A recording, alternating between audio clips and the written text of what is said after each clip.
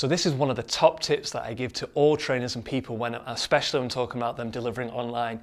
You've got to be engaging. And people say to me, oh, he's so engaging, so engaging. And let's forget me for a second, right? You might think, well, that's all easy for you, Mike. Let's look at you for a second. If you are quiet, if you are shy, if you are introverted, if it doesn't really come as natural to you on camera, how can you be engaging and why should you be engaging? Well, here's why and here's what you can do. Why should you? It's really simple.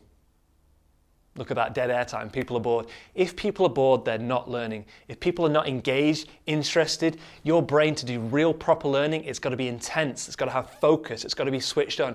You cannot passively just take in stuff by osmosis. Just being in the room, sat in with your screen disabled and muted and on Zoom, and you're like, yeah. They're not learning, right? So the first thing is, why should you be engaging? You've got a duty to your people because they're not going to learn. If they're not engaged, if they're not switched on, if they're not really going, oh, that's cool, that, I like that, right? So that's the reason why you should do it. So how? And this is the fun bit, because it's not what's engaging for you. You don't have to be loud, you don't have to be gregarious, you don't have to be funny, you don't have to talk a million miles an hour.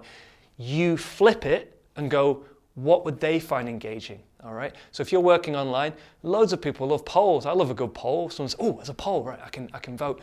Give them something to do. Get them as active as possible. When I was in the teaching profession, we said 80% they should be doing, 20% you talking. That's pretty difficult, right? And there's a reason why they set it like that.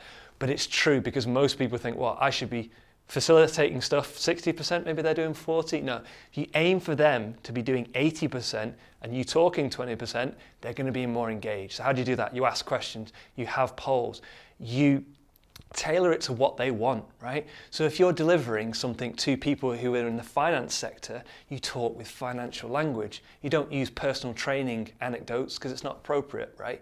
And you ask the question, what would they find engaging, not what you would find engaging. I know when I have different audiences, I am different ways. I gave a talk years ago to a scientific community of neuroscientists, and they said, you're massively scientific. You spoke very scientifically. Well, I did for them. You see what I'm saying? I've had, when I used to be a teacher in certain classes, and I had to be very firm because that's what they needed, and that kept them engaged. So that's why you should provide engagement, so people are properly learning from your sessions, because you want them to. But secondly, it's really fun actually when you start thinking, well, how can I be engaging for them? What would they find engaging? And you ask them, right? So you ask them. So when the session comes around, you think, yeah, I've got these 5, 6 things I can use. Breaks are another good way. If everybody's flagging, take a break. You think, what? Yeah, just give them a brain reset. It's a perfect way to get people engaged. So if you're doing something and you're thinking, oh, it's going well, or I'm finding it a bit difficult, take a break. You're in charge. You say, let's just take 2 minutes. Go get a cup of tea. People think, what? I think, yeah. All right. So that's why you should keep things engaging, because people will learn. Otherwise, what's the point of doing it? And that is how you should keep engaging. It's not what you'd find engaging. It's not what you're good at. It's not trying to be somewhere else or trying to entertain people. It's saying, what would they find engaging? Ask that open-ended question.